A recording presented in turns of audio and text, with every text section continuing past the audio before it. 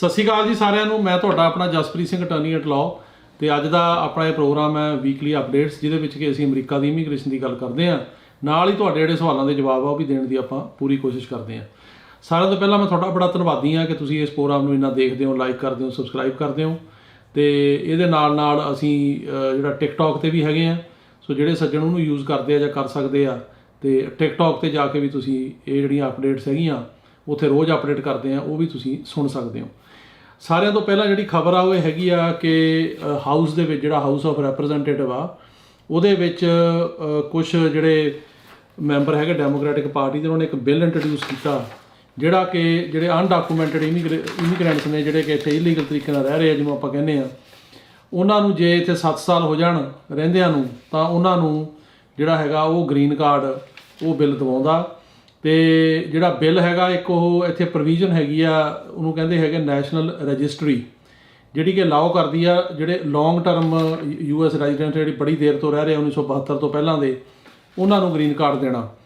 ਤੇ ਇਹ ਜਿਹੜਾ ਬਿੱਲ ਹੈ, ਇਹ ਹੁਣ ਉਹਦੀ ਡੇਟ ਚੇਂਜ ਕਰਕੇ ਇਹ ਕਹਿ ਰਿਹਾ ਵੀ ਜਿਹਨੂੰ 7 ਸਾਲ ਹੋ ਗਏ ਇੱਥੇ ਰਹਿੰਦੇ ਨੂੰ, ਉਹਨੂੰ ਗ੍ਰੀਨ ਕਾਰਡ ਜਿਹੜਾ ਹੈਗਾ ਉਹ ਮਿਲਣਾ ਚਾਹੀਦਾ।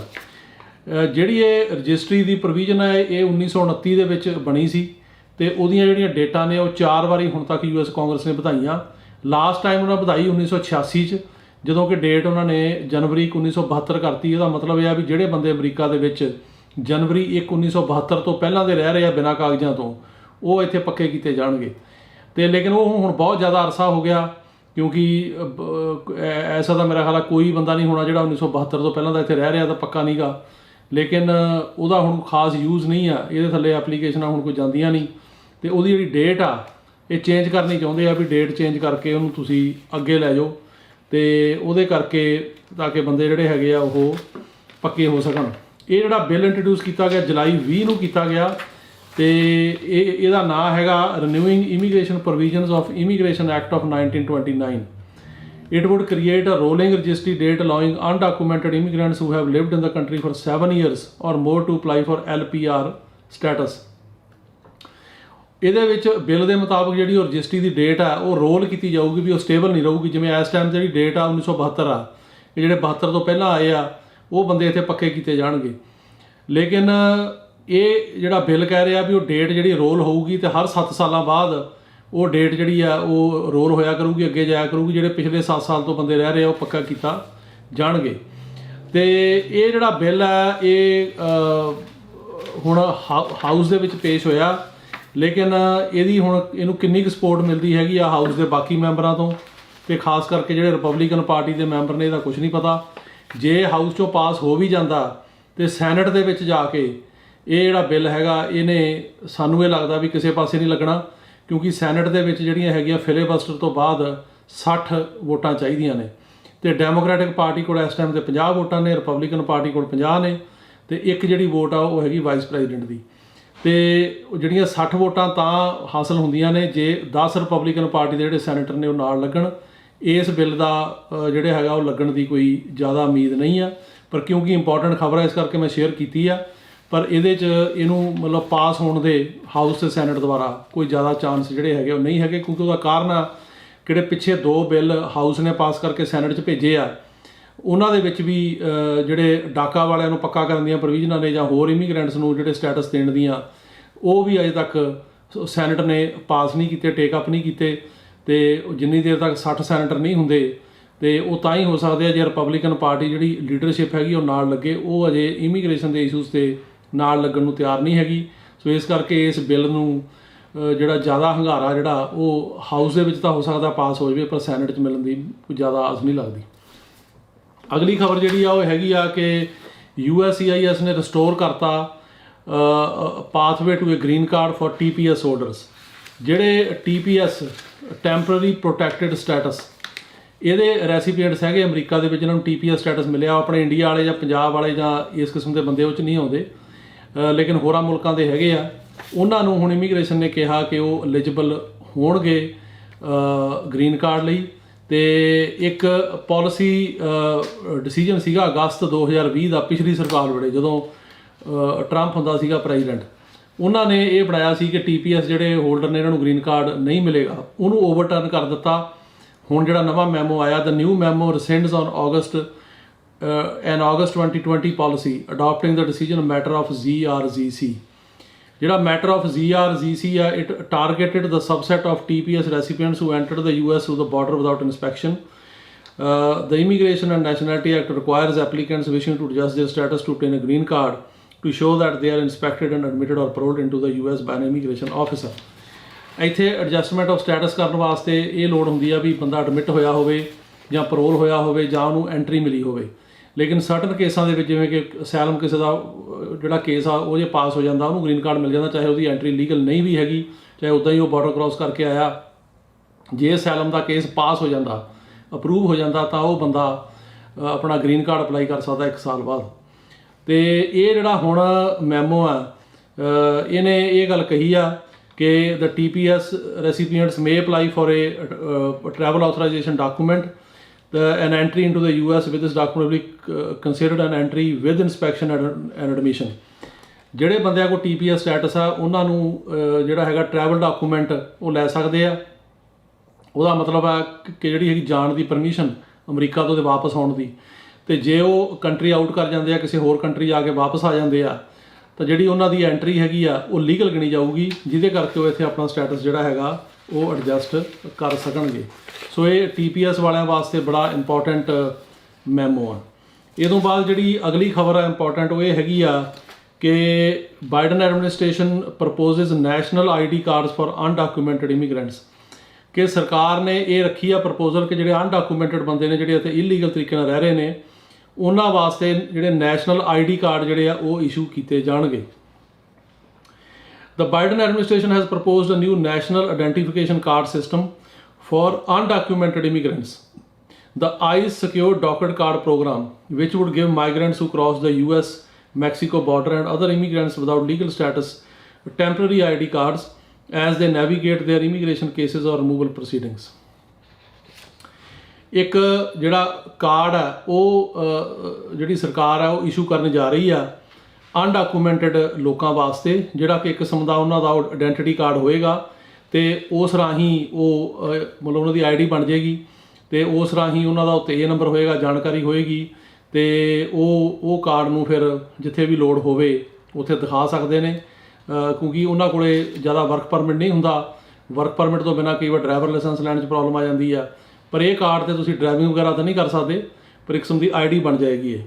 ਅਤੇ ਅਜੇ ਇਹ ਜਿਹੜਾ ਪ੍ਰੋਗਰਾਮ ਹੈ ਇਹ ਸ਼ੁਰੂ ਨਹੀਂ ਹੋਇਆ, ਲੇਕਿਨ ਜਿਹੜੇ ID ਕਾਰਡਸ ਨੇ ਉਹ ਕਹਿ ਰਹੇ ਉਹਨਾਂ 'ਤੇ ਫੋਟੋ ਹੋਏਗੀ, ਬਾਇਓਗ੍ਰਾਫੀਕਲ ਇਨਫੋਰਮੇਸ਼ਨ ਹੋਏਗੀ ਅਤੇ QR ਕੋਡ ਹੋਏਗਾ।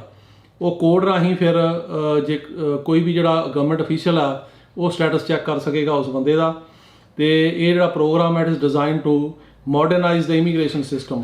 ਇਮੀਗ੍ਰੇਸ਼ਨ ਸਿਸਟਮ ਨੂੰ ਮਾਡਰਨਾਈਜ਼ ਕਰਨ ਦੀ ਮਨਸ਼ਾ ਨਾਲ ਕੀਤਾ ਜਾ ਰਿਹਾ।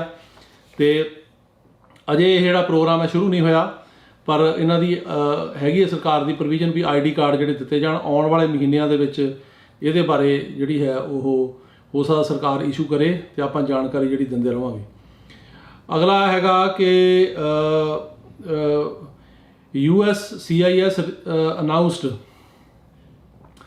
that it is transitioning the process of special immigrant visa SIV classifications to Department of State and making changes to its policy manual that expands the eligibility requirements for Afghan and Iraqi SIVs. ਜਿਹੜੇ SIVs ਹੈਗੇ special ਇਮੀਗਰੈਂਟ ਜਿਹੜੇ ਵੀਜ਼ੇ ਦੇ under ਆਉਂਦੇ ਨੇ, ਉਹਨਾਂ ਦੇ ਵਿੱਚ ਉਹ ਐਕਸਪੈਂਡ ਕਰ ਰਹੇ ਨੇ ਕਿ ਇਰਾਕੀ ਦੇ ਜਿਹੜੇ ਅਫਗਾਨੀ ਬੰਦੇ ਨੇ ਜਿਨ੍ਹਾਂ ਨੇ ਕਿ ਅਮਰੀਕਾ ਦੀ ਹੈਲਪ ਕੀਤੀ ਆ ਪਿੱਛੇ, ਉਹਨਾਂ ਨੂੰ ਉਹ ਕਹਿ ਰਹੇ ਆ ਕਿ ਅਸੀਂ ਉਹਨਾਂ ਦਾ ਜਿਹੜਾ ਵੀਜ਼ਾ ਪ੍ਰੋਗਰਾਮ ਹੈ ਉਹ ਵਧਾਵਾਂਗੇ। ਕੋਈ ਕਾਫੀ ਲੋਕਾਂ ਨੂੰ ਪ੍ਰੋਬਲਮ ਆ ਰਹੀ ਹੈ, ਵੀਜ਼ੇ ਨਹੀਂ ਮਿਲ ਰਹੇ, ਅਤੇ ਗੌਰਮੈਂਟ ਨੇ ਕਿਹਾ ਕਿ ਅਸੀਂ ਉਹ ਇਨਕਰੀਜ਼ ਉਹਦੇ ਨੰਬਰਸ ਵਗੈਰਾ ਜਿਹੜੇ ਉਹ ਕਰਾਂਗੇ। ਅਗਲੀ ਜਿਹੜੀ ਖਬਰ ਹੈ ਜੀ ਉਹ ਹੈਗੀ ਆ ਲਾਅ ਸੂਟਾਂ ਬਾਰੇ, ਕਿ ਕਿਉਂਕਿ ਇੰਨੀਆਂ ਡਿਲੇਜ਼ ਹੈਗੀਆਂ ਇਮੀਗ੍ਰੇਸ਼ਨ ਦੇ ਵਿੱਚ ਵੀ, ਕਾਫੀ ਲੋਕ ਜਿਹੜੇ ਆ ਉਹ ਕੇਸ ਕਰ ਰਹੇ ਨੇ ਡਿਸਟ੍ਰਿਕਟ ਕੋਰਟਾਂ ਦੇ ਵਿੱਚ USCIS ਦੇ ਖਿਲਾਫ, ਜਿਨ੍ਹਾਂ ਦੀਆਂ ਕਿ ਡੇਟਾ ਨਹੀਂ ਸਿਟੀਜ਼ਨਸ਼ਿਪ ਦੀਆਂ ਆਈਆਂ ਜਾਂ ਗ੍ਰੀਨ ਕਾਰਡ ਹੀ ਨਹੀਂ ਇਸ਼ੂ ਹੋਏ। ਸੋ ਇਸ ਕਿਸਮ ਦੇ ਤੇ ਕਾਫੀ ਜ਼ਿਆਦਾ ਕੇਸ ਜਿਹੜੇ ਆ ਹੁਣ ਵੱਧ ਗਏ ਆ, ਕਿਉਂਕਿ ਬਹੁਤ ਜ਼ਿਆਦਾ ਬੈਕਲੌਗ ਹੈ ਇਮੀਗ੍ਰੇਸ਼ਨ ਦੇ ਵਿੱਚ। ਅਤੇ ਇਹਦੇ 'ਚ ਜਿਹੜੀ ਡਾਟਾ ਹੈਗਾ, in May 2022 the federal courts recorded 647 immigration related lawsuits।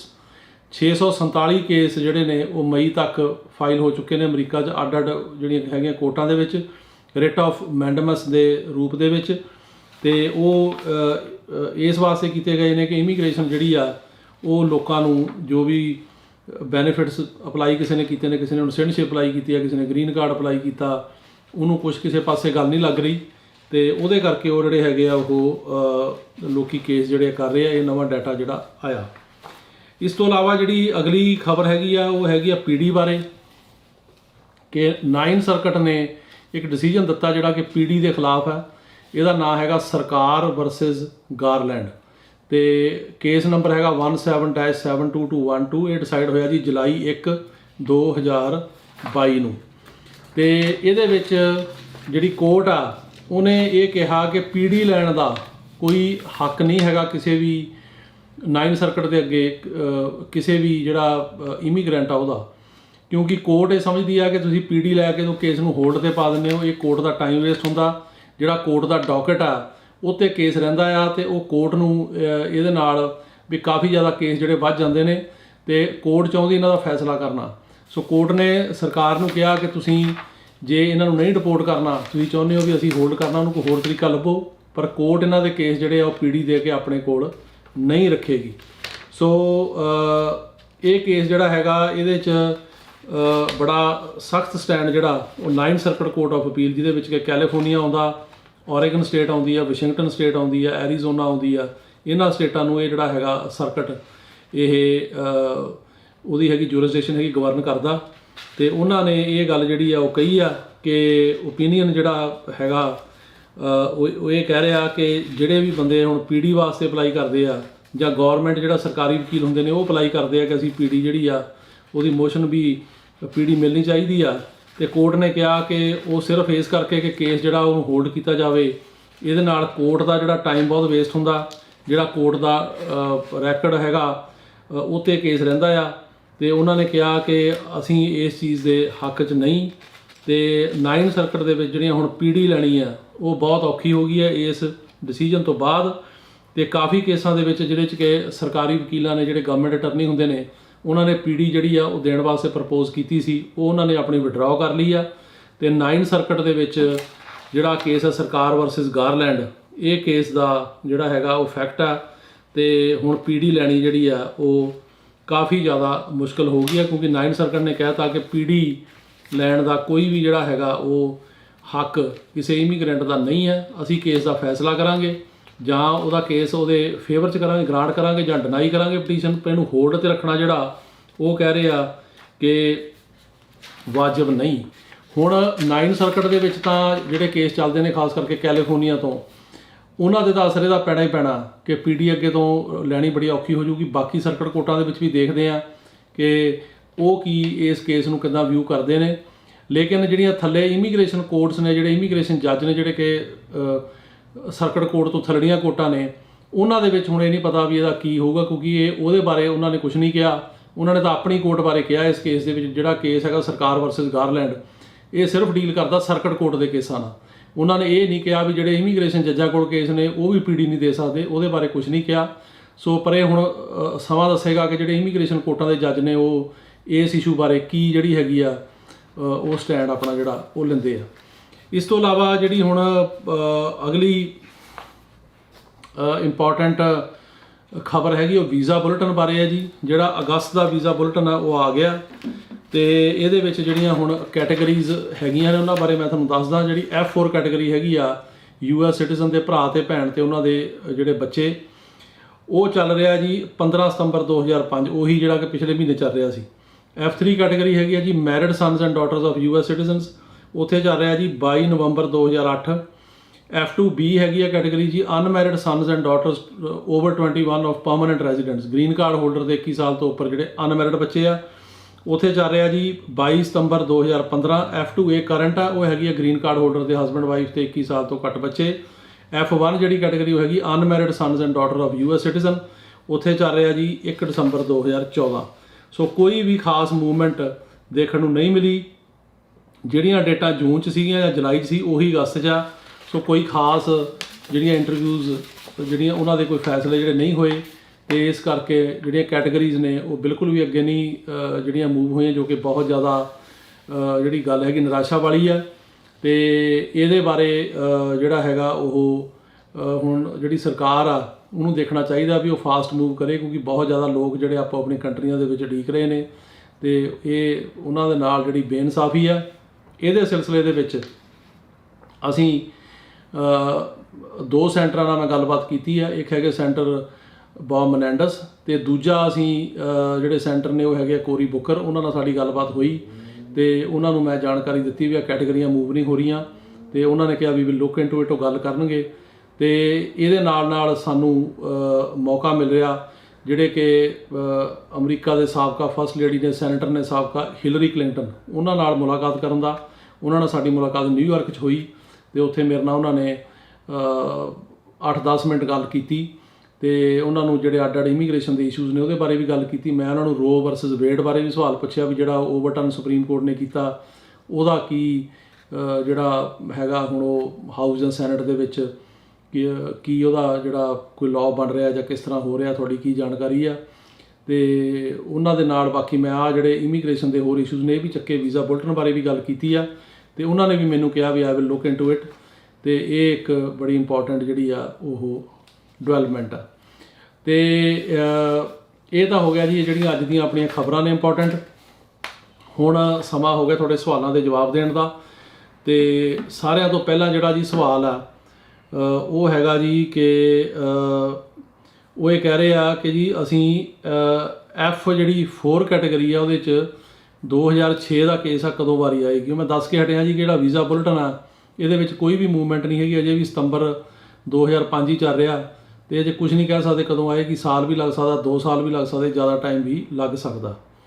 ਅਗਲਾ ਸਵਾਲ ਹੈ ਜੀ ਕਿ ਮੇਰਾ ਕੇਸ ਐਡਮਿਨਿਸਟ੍ਰੇਟਿਵ ਪ੍ਰੋਸੈਸਿੰਗ ਦੇ ਵਿੱਚ ਹੈਗਾ 221G F3 ਕੈਟੇਗਰੀ 'ਚ ਜਨਵਰੀ 2019 ਤੋਂ, ਤੇ ਮੇਰੀ ਵਾਈਫ ਤੇ ਮੇਰੀ ਬੇਟੀ ਨੂੰ ਵੀਜ਼ਾ ਮਿਲ ਗਿਆ ਸੀ ਤੇ ਉਹ ਅਮਰੀਕਾ ਚਲੇ ਗਏ ਤੇ ਮੈਂ ਸਾਰੇ ਡਾਕੂਮੈਂਟ ਜਿਹੜੇ ਹੈਗੇ ਆ ਉਹ ਜਿਹੜਾ ਇਹਨਾਂ ਸੈਂਟਰ ਹੈਗਾ ਜਲੰਧਰ ਉੱਥੇ ਜਮ੍ਹਾਂ ਕਰਾਤੇ ਸੀਗੇ ਤੇ ਉਹਨਾਂ ਨੇ ਦੁਬਾਰਾ ਫੇਰ ਉਹੀ ਲੈਟਰ ਇੱਕ ਇਸ਼ੂ ਕਰਤਾ ਤੇ ਇਹਨੂੰ ਕਿੰਨਾ ਟਾਈਮ ਲੱਗੂਗਾ। ਦੇਖੋ ਇਹਦੇ ਬਾਰੇ ਕੁਝ ਨਹੀਂ ਕਹਿ ਸਕਦੇ ਜੀ। ਜਿਹੜੀ ਐਡਮਿਨਿਸਟ੍ਰੇਟਿਵ ਪ੍ਰੋਸੈਸਿੰਗ ਆ ਇਹ ਹੱਕ ਹੈ ਸਰਕਾਰ ਦਾ, ਉਹਨਾਂ ਦੀ ਇਹ ਜਿਹੜੀ ਆ ਉਹ ਜੋ ਮਰਜ਼ੀ ਮੰਗ ਸਕਦੇ ਆ, ਇਹਨੂੰ ਜਿੰਨਾ ਮਰਜ਼ੀ ਟਾਈਮ ਲੈ ਸਕਦੇ ਆ। ਤੇ ਆਮ ਤੌਰ 'ਤੇ ਇੰਨਾ ਟਾਈਮ ਲੱਗਦਾ ਨਹੀਂ ਸੀ, ਪਰ ਆ ਪੈਂਡੈਮਿਕ ਕਰਕੇ ਹੁਣ ਸਾਰਾ ਜਿਹੜਾ ਹੈਗਾ ਉਹ ਸਿਸਟਮ ਚੇਂਜ ਹੋਣ ਕਰਕੇ ਤੇ ਇਹਦੇ ਬਾਰੇ ਕੁਝ ਨਹੀਂ ਕਹਿ ਸਕਦੇ ਕਿੰਨਾ ਟਾਈਮ ਹੋਰ ਲੱਗੂਗਾ। ਅਗਲਾ ਸਵਾਲ ਹੈ ਜੀ ਕਿ ਮੇਰੇ ਹਸਬੈਂਡ ਨੇ ਅਪਲਾਈ ਕੀਤਾ ਜੀ F2A ਕੈਟੇਗਰੀ ਦਾ ਕੇਸ 2019 'ਚ ਤੇ ਸਾਨੂੰ RFEI USCIS ਵੱਲੋਂ 2022 'ਚ ਡਾਕੂਮੈਂਟ ਭੇਜ ਦਿੱਤੇ ਆ, ਜੇ ਕੋਈ ਜਵਾਬ ਨਹੀਂ ਆਇਆ। ਇਹਨੂੰ ਟਾਈਮ ਲੱਗੂਗਾ ਜੀ। ਸੋ RFE ਤੋਂ ਬਾਅਦ ਟਾਈਮ ਲੱਗਦਾ ਤਾਂ ਇਸ ਤੋਂ ਬਾਅਦ ਤੁਹਾਡੀ ਅਪਰੂਵਲ ਆਊਗੀ। ਜੇ ਕੋਈ ਹੋਰ ਚੀਜ਼ ਨਹੀਂ ਚਾਹੀਦੀ ਹੋਏਗੀ ਤਾਂ ਉਸ ਤੋਂ ਬਾਅਦ ਇਹ ਕੇਸ ਉਹ ਭੇਜਣਗੇ NVC ਦੇ ਕੋਲ, ਤੁਹਾਨੂੰ ਵੇਟ ਕਰਨੀ ਚਾਹੀਦੀ ਆ। ਉਹਦਾ ਇਨਕੁਆਇਰੀ ਕਰਨੀ ਆ, ਤੁਸੀਂ ਕਰ ਸਕਦੇ ਹੋ। ਅਗਲਾ ਸਵਾਲ ਹੈ ਜੀ ਕਿ ਮੈਂ ਆਪਣੀ ਵਾਈਫ ਦਾ ਅਪਲਾਈ ਕੀਤਾ 2019 'ਚ ਤੇ ਫਰਵਰੀ 2021 ਦੇ ਵਿੱਚ ਜਿਹੜੇ ਹੈਗੇ ਆ ਉਹ ਮੈਂ ਹੁਣ ਸਿਟੀਜ਼ਨ ਬਣ ਗਿਆ ਤੇ ਮੈਨੂੰ ਆਪਣਾ ਜਿਹੜਾ ਸਟੇਟਸ ਚੇਂਜ ਕੀਤੇ ਨੂੰ ਵੀ ਮਹੀਨੇ ਡੇਢ ਤੋਂ ਉੱਪਰ ਹੋ ਗਿਆ ਤਾਂ ਕਦੋਂ ਇੰਟਰਵਿਊ ਆਏਗੀ। ਇਹਨੂੰ ਟਾਈਮ ਲੱਗੇਗਾ ਜੀ, ਲੇਕਿਨ ਤੁਸੀਂ ਜੇ ਇਨਫੋਰਮ ਕਰਤਾ ਇਮੀਗ੍ਰੇਸ਼ਨ ਨੂੰ ਤਾਂ ਉਹ ਤੁਸੀਂ ਉਹਨਾਂ ਨਾਲ ਟੇਕ ਅਪ ਫਿਰ ਦੁਬਾਰਾ ਕਰੋ, ਉਹਨੂੰ ਜਿਹੜਾ ਫੋਲੋ ਕਰੋ, ਕਿਉਂਕਿ ਜੇ ਤੁਸੀਂ ਸਿਟੀਜ਼ਨ ਬਣ ਗਏ ਤਾਂ ਉਹ ਕੈਟੇਗਰੀ ਚੇਂਜ ਹੋ ਜਾਏਗੀ ਤੇ ਜਿਹੜੀ US ਸਿਟੀਜ਼ਨ ਦੇ ਹਸਬੈਂਡ ਵਾਈਫ ਦੀ ਕੈਟੇਗਰੀ ਆ ਉਹ ਜ਼ਿਆਦਾ ਫਾਸਟ ਕੈਟੇਗਰੀ ਹੈਗੀ ਹੈ ਗ੍ਰੀਨ ਕਾਰਡ ਹੋਲਡਰ ਨਾਲੋਂ। ਅਗਲਾ ਸਵਾਲ ਹੈ ਜੀ ਕਿ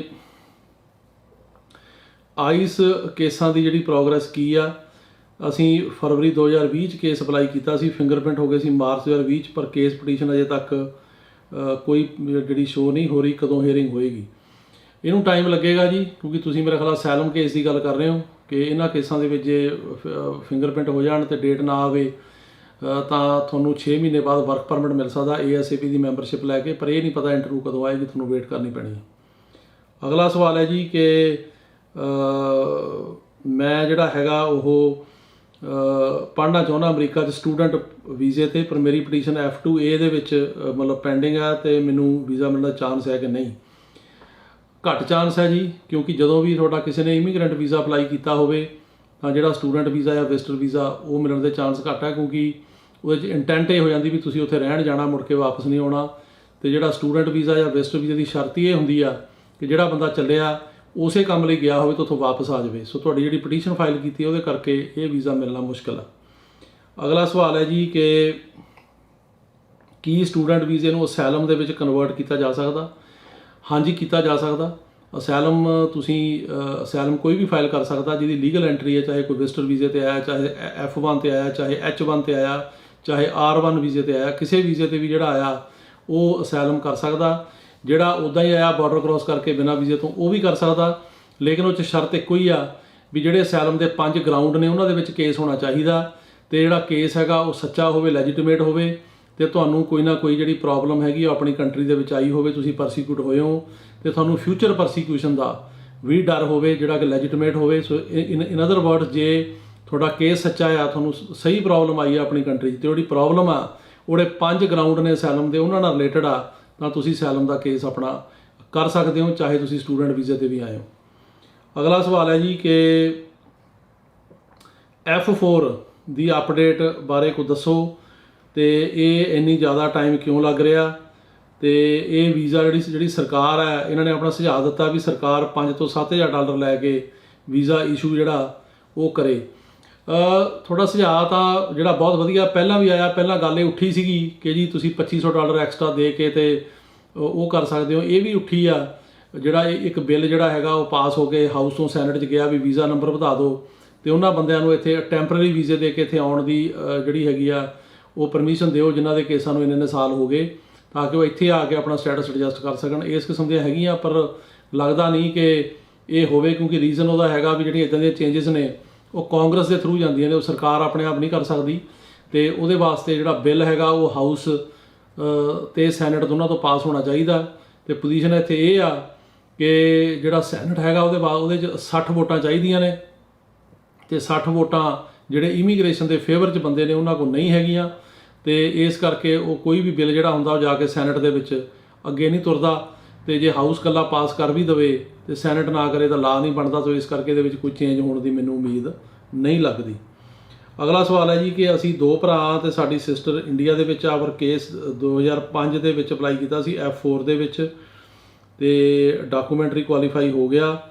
ਤੇ ਜਿਹੜੀ ਸਿਸਟਰ ਦੀ ਜਿਹੜੀ ਇੰਟਰਵਿਊ ਆਈ ਆ, ਪਰ ਸਾਡੇ ਦੋਵਾਂ ਦੀ ਅਜੇ ਨਹੀਂ ਆਈ, ਤੇ ਹੁਣ ਇਹਨੂੰ ਕਿੰਨਾ ਟਾਈਮ ਲੱਗੂਗਾ ਇਹਦੇ ਬਾਰੇ ਕੁਝ ਨਹੀਂ ਕਹਿ ਸਕਦੇ ਜੀ, ਕਿਉਂਕਿ ਇਮੀਗ੍ਰੇਸ਼ਨ ਵਾਲੇ ਟਾਈਮ ਲੈ ਰਹੇ ਨੇ। ਜਿਵੇਂ ਹੁਣ ਦੱਸ ਕੇ ਹਟਿਆ ਵੀ ਕੈਟੇਗਰੀਆਂ ਮੂਵ ਨਹੀਂ ਹੋਈਆਂ, ਹੁਣ ਤੁਹਾਡੀ ਕਦੋਂ ਆਊਗੀ ਇਹਦੇ ਬਾਰੇ ਆਪਾਂ ਅਜੇ ਕੁਝ ਨਹੀਂ ਕਹਿ ਸਕਦੇ। ਅਗਲਾ ਸਵਾਲ ਹੈ ਜੀ ਕਿ ਸਪਟੈਂਬਰ ਦੀ ਇੰਟਰਵਿਊ ਦਾ ਸਕੈਜੂਲ ਕਦੋਂ ਜਿਹੜਾ ਹੈਗਾ ਉਹ ਫੈਮਿਲੀ ਕੈਟੇਗਰੀ ਦਾ ਹੋਏਗਾ। ਅਜੇ ਕੁਝ ਨਹੀਂ ਕਹਿ ਸਕਦੇ ਜੀ, ਅਜੇ ਤਾਂ ਉਹ ਕਹਿ ਰਿਹਾ ਕਿ ਸਪਟੈਂਬਰ ਚੱਲ ਰਿਹਾ 2005 ਹੈਗਾ F4 ਕੈਟੇਗਰੀ 'ਚ, ਪਰ ਮੇਰੀ ਜਾਣਕਾਰੀ ਆ ਕਿ ਕਈ ਲੋਕ ਜਿਹੜੇ ਫਰਵਰੀ ਮਾਰਚ 2005 ਦੇ ਵੀ ਹੈਗੇ, ਉਸ ਤੋਂ ਪਹਿਲਾਂ ਦੇ, ਉਹਨਾਂ ਨੂੰ ਅਜੇ ਤੱਕ ਵੀਜ਼ਾ ਨਹੀਂ ਮਿਲਿਆ।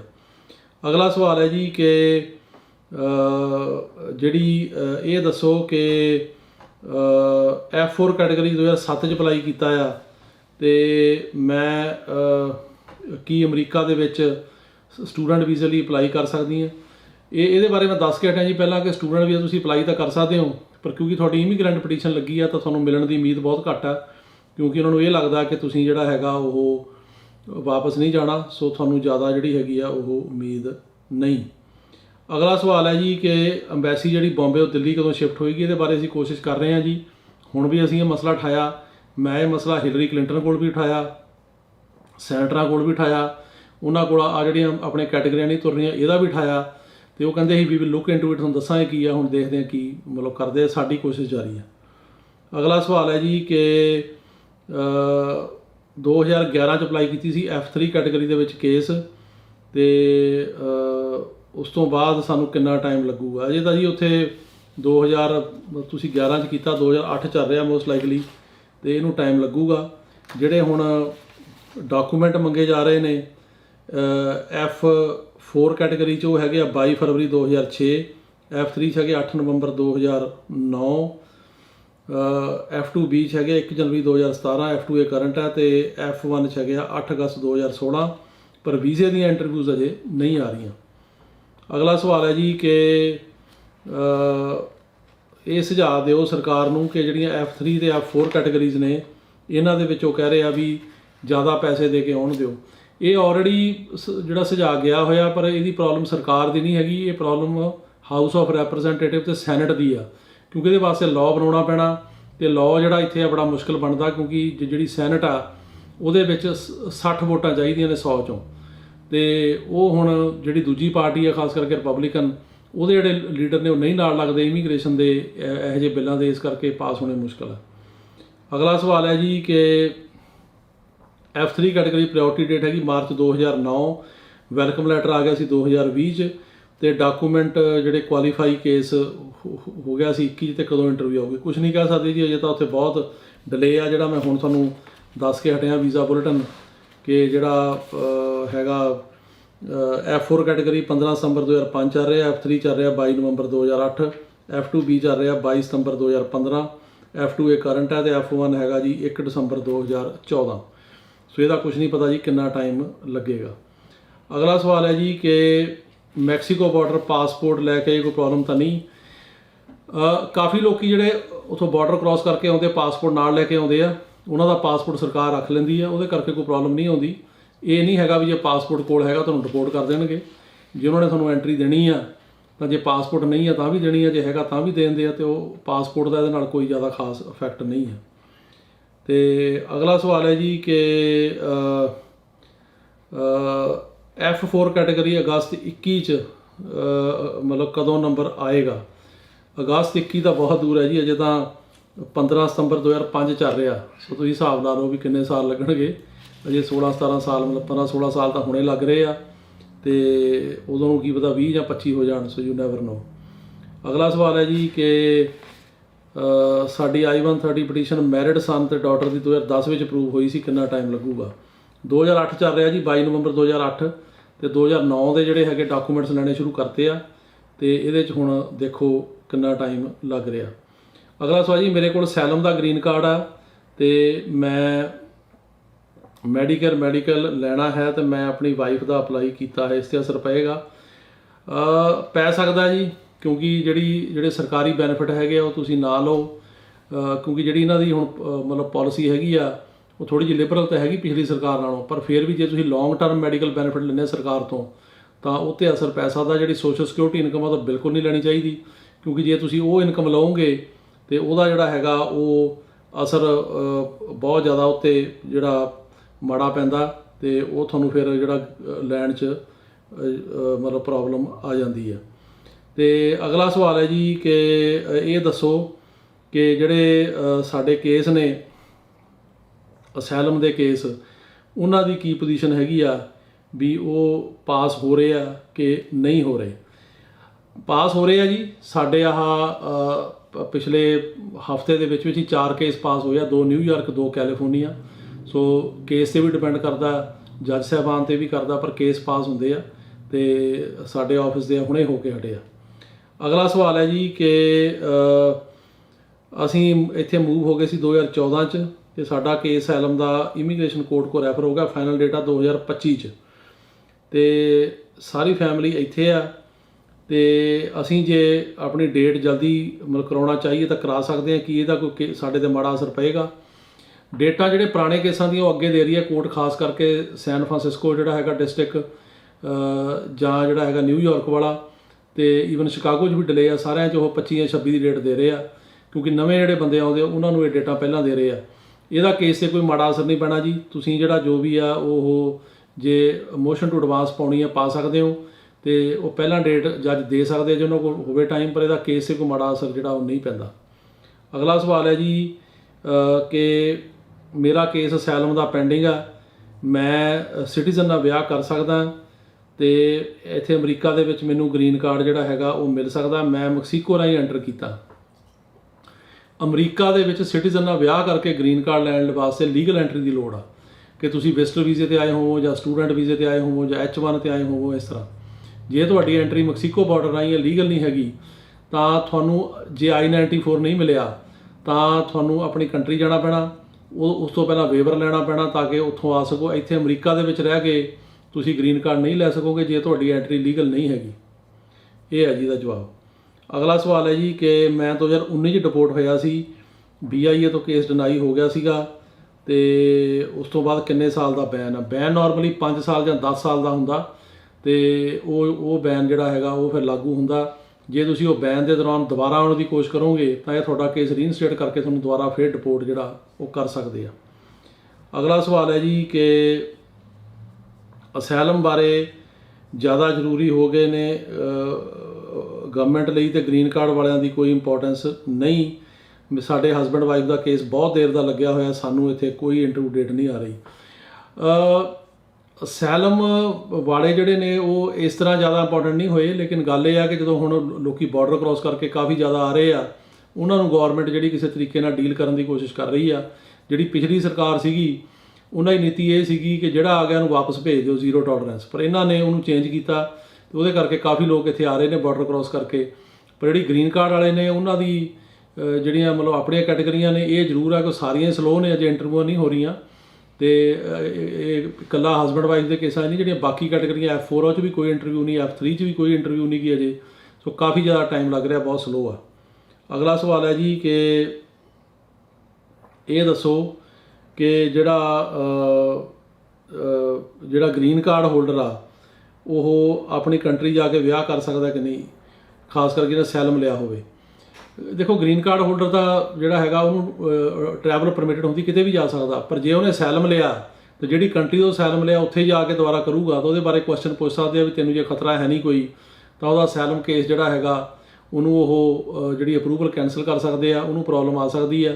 ਤੇ ਅਸੀਂ ਇਹ ਰਿਕਮੈਂਡ ਕਰਦੇ ਹਾਂ ਵੀ ਸਿਟੀਜ਼ਨ ਬਣਨ ਤੋਂ ਪਹਿਲਾਂ ਉਹ ਜਿਹੜੀ ਆਪਣੀ ਕੰਟਰੀ ਜਿੱਥੋਂ ਆਇਆ ਉੱਥੇ ਨਾ ਜਾਵੇ, ਕਿਉਂਕਿ ਉਹਨੇ ਜਿਹੜਾ ਅਸਾਈਲਮ ਲਿਆ ਹੀ ਇਸ ਗਰਾਊਂਡ 'ਤੇ ਆ ਵੀ ਮੈਨੂੰ ਆਪਣੀ ਕੰਟਰੀ 'ਚ ਖਤਰਾ, ਮੈਂ ਜਾ ਨਹੀਂ ਸਕਦਾ। ਜੇ ਉਹ ਜਾਏਗਾ ਤਾਂ ਉਹਦੇ 'ਤੇ ਇਹ ਕੁਐਸਚਨ ਹੋ ਸਕਦਾ ਵੀ ਤੂੰ ਆਪਣੀ ਕੰਟਰੀ ਕਿਉਂ ਗਿਆ, ਤੂੰ ਤਾਂ ਇਹ ਕਹਿ ਰਿਹਾ ਸੀ ਮੈਨੂੰ ਬੜਾ ਖਤਰਾ ਆ, ਤੇ ਜੇ ਤੂੰ ਜਾ ਸਕਦਾ ਤਾਂ ਤੇਰਾ ਅਸਾਈਲਮ ਕੈਂਸਲ ਹੋ ਸਕਦਾ। ਸੋ ਇਸ ਕਰਕੇ ਇਹਦੇ 'ਚ ਆਮ ਤੌਰ 'ਤੇ ਪ੍ਰੋਬਲਮ ਇੰਨੀ ਐਕਸਟੈਂਡ ਤੱਕ ਗੌਰਮੈਂਟ ਜਾਂਦੀ ਤਾਂ ਨਹੀਂ, ਪਰ ਜੇ ਚਾਹੇ ਤਾਂ ਉਹ ਜਾ ਸਕਦੇ ਆ। ਅਗਲਾ ਸਵਾਲ ਹੈ ਜੀ ਕਿ ਮੇਰੇ ਅਸਾਈਲਮ ਕੇਸ ਦੀ ਫਾਈਨਲ ਡੇਟ ਕੈਂਸਲ ਹੋ ਗਈ, ਪਰ ਅਜੇ ਤੱਕ ਕੋਈ ਨਵੀਂ ਡੇਟ ਨਹੀਂ ਆਈ, ਇਸ ਬਾਰੇ ਕੋਈ ਦੱਸੋ। ਜੋ ਡੇਟਾਂ ਕੈਂਸਲ ਹੋ ਜਾਂਦੀਆਂ ਨੇ ਤਾਂ ਉਹ ਦੁਬਾਰਾ ਨਵੀਂ ਡੇਟ ਕੋਰਟ ਦਿੰਦੀ ਆ, ਪਰ ਕਈ ਕੋਰਟਾਂ 'ਚ ਖਾਸ ਕਰਕੇ ਜਿਵੇਂ ਨਿਊਯਾਰਕ ਦੀ ਕੋਰਟ ਆ, ਬਹੁਤ ਟਾਈਮ ਲਾਉਂਦੀਆਂ ਦੇਣ ਲਈ। ਤੁਸੀਂ ਰਿਕੁਐਸਟ ਕਰ ਸਕਦੇ ਹੋ ਮੋਸ਼ਨ ਟੂ ਐਡਵਾਂਸ ਪਾ ਕੇ, ਪਰ ਉਹ ਕੋਈ ਪੱਕੀ ਗਰੰਟੀ ਨਹੀਂ ਕਿ ਕਦੋਂ ਡੇਟ ਆਏਗੀ। ਅਗਲਾ ਸਵਾਲ ਹੈ ਜੀ ਕਿ ਇਹ ਸਾਨੂੰ ਦੱਸੋ ਕਿ ਜੇ ਕੋਈ ਬੰਦਾ ਇੱਥੋਂ ਡਿਪੋਰਟ ਹੋ ਕੇ USA ਤੋਂ 1 ਸਾਲ ਬਾਅਦ ਵਾਪਸ ਆਉਣਾ ਚਾਹੇ ਆ ਸਕਦਾ? ਇਹਦੇ ਬਾਰੇ ਮੈਂ ਜਵਾਬ ਦੇ ਚੁੱਕਾ ਜੀ। ਤੁਸੀਂ ਡਿਪੋਰਟ ਹੋ ਕੇ ਜੇ ਵਾਪਸ ਜਾਂਦੇ ਆ, ਤੁਹਾਡੇ 'ਤੇ 5 ਸਾਲ ਜਾਂ 10 ਸਾਲ ਦਾ ਜਿਹੜੀ ਬਾਰ ਲੱਗੇਗੀ। ਜੇ ਵਾਪਸ ਆਉਣ ਦੀ ਕੋਸ਼ਿਸ਼ ਕਰਦੇ ਹੋ ਤਾਂ ਸਰਕਾਰ ਉਹੀ ਰੀਇਨਸਟੇਟ ਕਰਕੇ ਤੁਹਾਨੂੰ ਦੁਬਾਰਾ ਜਿਹੜੀ ਆ ਉਹ ਡੈਪੋਟੇਸ਼ਨ ਲਾ ਸਕਦੀ ਹੈ। ਅਗਲਾ ਸਵਾਲ ਹੈ ਜੀ ਕਿ ਮੈਂ ਕੈਲੀਫੋਰਨੀਆ ਉਹ ਕਹਿੰਦੇ ਹੈਗਾ ਅਤੇ ਮੈਂ ਹੁਣ ਨਿਊਯਾਰਕ ਮੂਵ ਹੋਣਾ ਅਤੇ ਗਰੰਟਰ ਮੇਰਾ ਕੈਲੀਫੋਰਨੀਆ 'ਚ ਹੈ, ਕੋਈ ਦਿੱਕਤ ਨਹੀਂ। ਤੁਹਾਨੂੰ ਕੇਸ ਮੂਵ ਕਰਾਉਣਾ ਪੈਣਾ ਜੀ ਆਪਣਾ ਮੋਸ਼ਨ ਟੂ ਚੇਂਜ ਵੈਨਿਊ ਕਰਕੇ। ਜੇ ਕੇਸ ਤੁਸੀਂ ਮੂਵ ਕਰਾ ਲੈਂਦੇ ਹੋ ਨਿਊਯਾਰਕ, ਫਿਰ ਕੋਈ ਪ੍ਰੋਬਲਮ ਨਹੀਂ ਹੈਗੀ, ਪਰ ਤੁਹਾਨੂੰ ਆਈਸ ਕੋਡ ਵੀ ਅਤੇ ਜਿਹੜੀ ਇਮੀਗ੍ਰੇਸ਼ਨ ਕੋਰਟ ਆ, ਦੋਨਾਂ ਕੋਲੋਂ ਆਪਣਾ ਕੇਸ ਜਿਹੜਾ ਉਹ ਮੂਵ ਕਰਾਉਣਾ ਪਏਗਾ। ਅਗਲਾ ਸਵਾਲ ਹੈ ਜੀ ਕਿ ਕੀ ਬਿਨਾਂ ਗਰੰਟਰ ਤੋਂ ਬੰਦੇ ਬਾਹਰ ਆ ਰਹੇ ਨੇ ਕੈਂਪ 'ਚੋਂ? ਇਹ ਕੋਈ ਜ਼ਰੂਰੀ ਨਹੀਂ ਜੀ, ਕਿਉਂਕਿ ਆਮ ਤੌਰ ਤਾਂ ਜਦੋਂ ਬੰਦਾ ਕੈਂਪ 'ਚੋਂ ਆਉਂਦਾ ਅਤੇ ਉਹਦਾ ਬੌਂਡ ਹੁੰਦਾ ਜਾਂ ਉਹਨੂੰ ਆਈਸ ਛੱਡਦੀ ਆ, ਉਹ ਗਰੰਟਰ ਦੀ ਇਨਫੋਰਮੇਸ਼ਨ ਲੈਂਦੇ ਨੇ। ਕਈ ਵਾਰ ਤਾਂ ਗਰੰਟਰ ਤੋਂ ਪੇਪਰ ਵੀ ਮੰਗਦੇ ਆ, ਉਹਦੇ ਟੈਕਸ ਦੇ ਪੇਪਰ, ਸਿਟੀਜ਼ਨ ਦਾ ਪ੍ਰੂਫ, ਆਈਡੀਆਂ, ਅਤੇ ਉਹ ਗਰੰਟਰ ਦੀ ਇਨਫੋਰਮੇਸ਼ਨ ਜ਼ਰੂਰੀ ਚਾਹੀਦੀ ਆ। ਪਰ ਬਿਨਾਂ ਗਰੰਟਰ ਤੋਂ ਨਹੀਂ ਕੋਈ ਬੰਦਾ ਇੱਦਾਂ ਬਾਹਰ ਆਉਂਦਾ, ਲੇਕਿਨ ਜਿੱਥੇ ਛੋਟੇ ਬੱਚੇ ਹੁੰਦੇ ਆ ਜਾਂ ਫੈਮਲੀਜ਼ ਆਉਂਦੀਆਂ ਉਹਨਾਂ ਨੂੰ ਜ਼ਰੂਰ ਉਹ ਛੱਡਦੇ ਆ, ਪਰ ਫਿਰ ਵੀ ਉੱਥੇ ਵੀ ਉਹਨਾਂ ਕੋਲੋਂ ਵੀ ਪੁੱਛਦੇ ਵੀ ਤੇਰਾ ਗਰੰਟਰ ਕੌਣ ਆ, ਤੂੰ ਕਿਹਦੇ ਕੋਲ ਜਾਣਾ। ਅਗਲਾ ਸਵਾਲ ਹੈ ਜੀ ਕਿ ਇਹ ਦੱਸੋ ਕਿ ਮੈਂ ਗ੍ਰੀਨ ਕਾਰਡ ਹੋਲਡਰ ਹਾਂ ਅਤੇ ਮੇਰੀ ਵਾਈਫ ਦਾ F2A ਕੈਟੇਗਰੀ ਦੇ ਅੰਦਰ ਨਵੰਬਰ 20 ਦੇ ਵਿੱਚ ਕੇਸ ਅਪਲਾਈ ਕੀਤਾ ਸੀ ਅਤੇ ਅਜੇ ਤੱਕ ਸਾਨੂੰ ਕੋਈ ਉਹਦੀ ਜਿਹੜੀ ਆ ਉਹ ਇੰਟਰਵਿਊ ਵਗੈਰਾ ਨਹੀਂ ਆਈ, ਅਤੇ ਮੇਰੀ ਵਾਈਫ ਦਾ B1 B2 ਵੀਜ਼ਾ ਲੱਗਿਆ ਸੀ, ਉਹ ਵੈਲਿਡ ਹੈ ਕਿ ਨਹੀਂ? B1 B2 visa itself cancel ਨਹੀਂ ਹੁੰਦਾ, ਮਤਲਬ ਜੇ I-130 ਪਟੀਸ਼ਨ ਕਰਦੇ ਹੋ ਮਤਲਬ ਇਹ ਨਹੀਂ ਵੀ ਉਹ ਕੈਂਸਲ ਹੋ ਜਾਏਗਾ। ਜੇ ਉਹ ਤੁਹਾਨੂੰ ਲੱਗਿਆ 10 ਸਾਲ ਦਾ ਅਤੇ ਵਿਦਿਨ ਟਾਈਮ ਵਾਪਸ ਚਲੇ ਗਏ ਸੀ ਤਾਂ ਅਜੇ ਵੀ ਵੈਲਿਡ ਹੀ ਹੋਏਗਾ। ਤੁਸੀਂ ਜੇ ਇਸ ਗੱਲ ਦਾ ਪਤਾ ਕਰਨਾ ਤਾਂ US ਐਮਬੈਸੀ ਤੋਂ ਪਤਾ ਕਰ ਸਕਦੇ ਹੋ, ਜਿਹੜੀ ਇੰਡੀਆ ਦੇ ਵਿੱਚ ਹੈਗੀ ਹੈ। ਪਰ ਆਮ ਤੌਰ 'ਤੇ ਵੀ ਜੇ I-130 ਪਟੀਸ਼ਨ ਕਰਤੀ ਉਹਦਾ ਮਤਲਬ ਇਹ ਨਹੀਂ ਹੈ ਕਿ ਉਹ ਵੀਜ਼ਾ ਜਿਹੜਾ ਉਹ ਕੈਂਸਲ ਹੋ ਜਾਏਗਾ। ਅਗਲਾ ਸਵਾਲ ਹੈ ਜੀ ਕਿ ਜਿਹੜੇ ਇੰਟਰਕਾਸਟ ਮੈਰਿਜ ਕਰਦੇ ਨੇ ਉਹ ਅਸਾਈਲਮ ਅਪਲਾਈ ਕਰ ਸਕਦੇ ਆ? ਅਸਾਈਲਮ ਦਾ ਗਰਾਊਂਡ ਹੈਗਾ? ਨਹੀਂ, ਇਹ ਗਰਾਊਂਡ ਨਹੀਂ ਜੀ। ਜਿਹੜੇ 5 ਅਸਾਈਲਮ ਦੇ ਗਰਾਊਂਡ ਨੇ ਉਹਨਾਂ ਦੇ ਵਿੱਚ ਇਹ ਨਹੀਂ ਆਉਂਦਾ, ਅਤੇ ਉਹ ਇਸ ਕਿਸਮ ਦੇ ਕੇਸ ਲੋਕ ਕਾਫੀ ਲਾਉਂਦੇ ਆ, ਪਰ ਜਿਹੜੇ ਮੇਨ ਅਸਾਈਲਮ ਦੇ ਗਰਾਊਂਡ ਆ ਉਹਨਾਂ ਵਿੱਚ ਇਹ ਗਰਾਊਂਡ ਨਹੀਂ ਆ। ਅਤੇ ਜੇ ਕੇਸ ਸਿਰਫ ਇਸੇ ਗਰਾਊਂਡ 'ਤੇ ਆ ਤਾਂ ਨੈਕਸਸ ਦੀ ਪ੍ਰੋਬਲਮ ਆ ਸਕਦੀ ਹੈ, ਕੇਸ ਡਿਨਾਈ ਹੋ ਸਕਦਾ ਕਿ ਤੁਹਾਡਾ ਅਸਾਈਲਮ ਦੇ ਜਿਹੜੇ ਗਰਾਊਂਡ ਉਹਨਾਂ ਵਿੱਚ ਕੇਸ ਨਹੀਂ ਆਉਂਦਾ। ਅਗਲਾ ਸਵਾਲ ਹੈ ਜੀ ਕਿ 5 ਲੱਖ ਬੰਦਾ ਮੈਕਸੀਕੋ ਬਾਰਡਰ ਟੱਪ ਗਿਆ ਹੋਣਾ, ਤੇ ਇਹਨਾਂ ਨੂੰ ਜਿਹੜਾ ਹੈਗਾ ਇਹ ਡਿਪੋਰਟ ਕਰ ਰਹੇ ਆ ਕਿ ਨਹੀਂ ਇਦਾਂ ਡਿਪੋਰਟ ਨਹੀਂ ਜੀ ਕਿਸੇ ਨੂੰ ਕਰਦੇ। ਤੇ ਇਹ ਤਾਂ ਤੁਹਾਡਾ ਐਸਟੀਮੇਟ ਆ, ਮੈਨੂੰ ਤਾਂ ਨਹੀਂ ਲੱਗਦਾ ਜੀ 5 ਲੱਖ ਬੰਦਾ ਇੱਥੇ ਆਇਆ ਟੱਪ ਕੇ, ਲੇਕਿਨ ਆਏ ਜ਼ਰੂਰ ਨੇ, ਹਜ਼ਾਰਾਂ ਦੀ ਗਿਣਤੀ 'ਚ ਹੋਣਗੇ। ਤੇ ਉਹਨਾਂ ਦੇ ਜਿਹੜੇ ਹੈਗੇ ਆ ਜੇ ਉਹਨਾਂ ਨੂੰ ਉੱਥੇ ਖਤਰਾ ਆਪਣੀ ਕੰਟਰੀ 'ਚ, ਉਹ ਕਹਿੰਦੇ ਨੇ ਕਿ ਸਾਨੂੰ ਖਤਰਾ, ਅਸੀਂ ਸੈਲਮ ਲਾਉਣਾ, ਸੈਲਮ ਅਪਲਾਈ ਕਰਨਾ, ਉਹਨਾਂ ਨੂੰ ਸਰਕਾਰ ਮੌਕਾ ਦਿੰਦੀ ਆ ਇੱਥੇ ਆਪਣਾ ਕੇਸ ਲੜਨ ਦਾ। ਤੇ ਇੱਦਾਂ ਡਿਪੋਰਟ ਨਹੀਂ ਕਰਦੇ। ਜੇ ਉਹਨਾਂ ਦਾ ਕੇਸ ਫੇਲ ਹੋ ਜਾਵੇ ਜਾਂ ਬਿਆਨ ਫੇਲ ਹੋ ਜਾਣ, ਫਿਰ ਉਸ ਤੋਂ ਬਾਅਦ ਜਿਹੜਾ ਹੈਗਾ ਉਹ ਡਿਪੋਰਟੇਸ਼ਨ ਦਾ ਜਿਹੜਾ ਪ੍ਰੋਸੈਸ ਸ਼ੁਰੂ ਹੁੰਦਾ। ਉਹਦੇ ਵਿੱਚ ਵੀ ਦੋ ਗੱਲਾਂ ਨੇ, ਜੇ ਕ੍ਰੈਡੀਬਲ ਫੇਅਰ ਹੀਅਰਿੰਗ ਤੇ ਬਿਆਨ ਫੇਲ ਹੋਏ ਆ, ਉਹਦੀ ਕੋਈ ਅਪੀਲ ਨਹੀਂ ਹੁੰਦੀ, ਇੱਕ ਡੇਟ ਇਮੀਗ੍ਰੇਸ਼ਨ ਜੱਜ ਕੋਲ ਆਉਂਦੀ ਆ ਤੇ ਉਹਨਾਂ ਨੂੰ ਡਿਪੋਰਟ ਕੀਤਾ ਜਾ ਸਕਦਾ।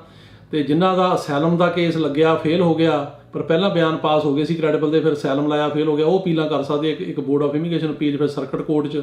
ਜਿੰਨੀ ਦੇਰ ਉਹਨਾਂ ਅਪੀਲਾਂ ਦੇ ਫੈਸਲੇ ਨਹੀਂ ਹੁੰਦੇ, ਉਹਨੂੰ ਇੱਦਾਂ ਡਿਪੋਰਟ ਨਹੀਂ ਕੀਤਾ ਜਾਂਦਾ। ਤੇ ਅੱਜ ਦਾ ਜਿਹੜਾ ਆਖਰੀ ਸਵਾਲ ਹੈ ਜੀ, ਤੇ ਉਹ ਇਹ ਹੈਗਾ ਕਿ ਮੈਂ USA ਮੈਕਸੀਕੋ ਰਾਹੀਂ ਆਉਣਾ ਚਾਹੁੰਦਾ, ਤੇ ਤੁਸੀਂ ਦੱਸੋ ਵੀ ਇਹ ਕੀ ਪ੍ਰੋਸੈਸ ਹੈਗਾ। ਦੇਖੋ, ਜਿਹੜੇ ਮੈਂ ਪਹਿਲੀ ਗੱਲ ਤਾਂ ਕਈ ਵਾਰੀ ਕਹਿ ਚੁੱਕਾ ਵੀ ਇਸ ਤਰੀਕੇ 'ਚ ਆਉਣਾ ਗਲਤ ਹੈ, ਗੈਰ ਕਾਨੂੰਨੀ ਆ। ਤੇ ਮੈਂ ਜਿਹੜਾ ਮੈਕਸੀਕੋ ਰਾਹੀਂ ਇੱਥੇ ਆਉਂਦੇ ਉਹਨਾਂ ਦੀ ਇਸ ਆਉਣ ਦੇ ਤਰੀਕੇ ਦੀ ਸਪੋਰਟ ਨਹੀਂ ਕਰਦਾ, ਕਿਉਂਕਿ ਜਿੱਥੇ ਤੁਹਾਡੀ ਜਾਨ ਨੂੰ ਖਤਰਾ ਹੋ ਸਕਦਾ, ਕਿਉਂਕਿ ਰਸਤਾ ਬਹੁਤ ਰਿਸਕੀ, ਜਿਹੜੇ ਬੰਦੇ ਲੈ ਕੇ ਆਉਂਦੇ ਨੇ ਉਹਨਾਂ ਦੀ ਕੋਈ ਕ੍ਰੈਡੀਬਿਲਿਟੀ ਨਹੀਂ। ਉੱਥੇ ਇਹ ਵੀ ਕੋਈ ਗਰੰਟੀ ਨਹੀਂ ਕਿ ਤੁਹਾਨੂੰ ਇੱਥੇ ਐਂਟਰੀ ਮਿਲੂਗੀ ਜਾਂ ਤੁਹਾਨੂੰ ਤੁਹਾਡੇ ਬਿਆਨ ਪਾਸ ਹੋਣਗੇ। ਸੋ ਇਸ ਕਰਕੇ ਇਹ ਤਰੀਕਾ ਗਲਤ ਹੈ, ਇਹਦੇ ਰਾਹੀਂ ਨਹੀਂ ਆਉਣਾ ਚਾਹੀਦਾ। ਪਰ ਤੁਹਾਡਾ ਸਵਾਲ ਹੈ ਵੀ ਜੇ ਕੋਈ ਆ ਰਿਹਾ ਜਾਂ ਆਉਣਾ ਚਾਹੁੰਦਾ ਉਹ ਕੀ ਕਰੇ। ਉਹਦਾ ਪ੍ਰੋਸੀਜਰ ਇਹ ਹੈ ਜੇ ਇੱਥੇ ਬੰਦਾ ਆ ਜਾਂਦਾ, ਉਹਨੂੰ ਇਹ ਇਮੀਗ੍ਰੇਸ਼ਨ ਵਾਲੇ ਜਿਹੜੇ ਆ ਜਾਂ ਕੈਂਪ 'ਚ ਲੈ ਜਾਂਦੇ ਆ, ਜਾਂ ਉਹਨੂੰ ਜਿਹੜੀ ਪੋਸਟ ਹੈਗੀ ਆ ਉਹਦੇ ਉੱਤੇ ਹੀ ਜਿਹੜੀ ਪ੍ਰੋਸੈਸਿੰਗ ਕਰਕੇ ਰਿਲੀਜ਼ ਕਰਦੇ ਆ। ਤੇ ਜੇ ਉਹ ਇਹਨੂੰ ਮਤਲਬ ਕੈਂਪ 'ਚ ਲੈ ਜਾਣ ਤਾਂ ਕੈਂਪ ਸ਼ਿਫਟ ਵੀ ਕਰ ਸਕਦੇ ਆ, ਲੂਜ਼ੀਆਨਾ ਭੇਜ ਸਕਦੇ ਆ, ਮਿਸੀਸਿਪੀ ਭੇਜ ਸਕਦੇ ਆ, ਟੈਕਸਸ ਭੇਜ ਸਕਦੇ ਆ। ਉੱਥੇ ਜਿਹੜਾ ਇਮੀਗ੍ਰੇਸ਼ਨ ਜੱਜ ਆ ਉਹਦੇ ਅੱਗੇ ਹੀਅਰਿੰਗ ਹੁੰਦੀ ਆ, ਉਹ ਬਾਉਂਡ ਕਰਦਾ। ਕਈ ਵਾਰੀ ਆਈਸ ਵਾਲੇ ਵੀ ਕਰਦੇ ਆ, ਜਿਹੜੇ ਆਈਸ ਵਾਲੇ ਕਰਦੇ ਆ ਉਹ ਥੋੜ੍ਹੇ ਪੈਸੇ ਲੱਗਦੇ, ਜਿਵੇਂ 3000 4000, ਲੇਕਿਨ ਜਿਹੜਾ ਇਮੀਗ੍ਰੇਸ਼ਨ ਜੱਜ ਬਾਉਂਡ ਕਰਦਾ ਉਹਨੂੰ $15 ਤੋਂ $20 ਦਾ ਜਿਹੜਾ ਹੁੰਦਾ ਬਾਉਂਡ ਪੈਂਦਾ। ਪਰ ਕਈਆਂ ਦਾ ਬਾਉਂਡ ਹੁੰਦਾ ਵੀ ਨਹੀਂ ਤੇ ਨਾ ਵੀ ਹੋ ਜਾਂਦੀ ਆ। ਸੋ ਇਸ ਤਰ੍ਹਾਂ ਇਹ ਪ੍ਰੋਸੀਜਰ ਆ। ਉਸ ਤੋਂ ਬਾਅਦ ਬਾਹਰ ਆ ਕੇ ਤੁਸੀਂ ਆਪਣਾ ਸੈਲਮ ਦਾ ਕੇਸ ਜਿਹੜਾ ਉਹ ਫਾਈਟ ਕਰ ਸਕਦੇ ਹੋ। ਸੋ ਇਹ ਸੀ ਜੀ ਤੁਹਾਡੇ ਤੋਂ ਸਵਾਲਾਂ ਦੇ ਜਵਾਬ, ਤੇ ਆਸ ਹੈ ਤੁਹਾਨੂੰ ਪ੍ਰੋਗਰਾਮ ਪਸੰਦ ਆਇਆ ਹੋਵੇਗਾ। ਤੁਹਾਡਾ ਸਾਰਿਆਂ ਦਾ ਬਹੁਤ ਬਹੁਤ ਧੰਨਵਾਦ। ਸਤਿ ਸ਼੍ਰੀ ਅਕਾਲ ਜੀ।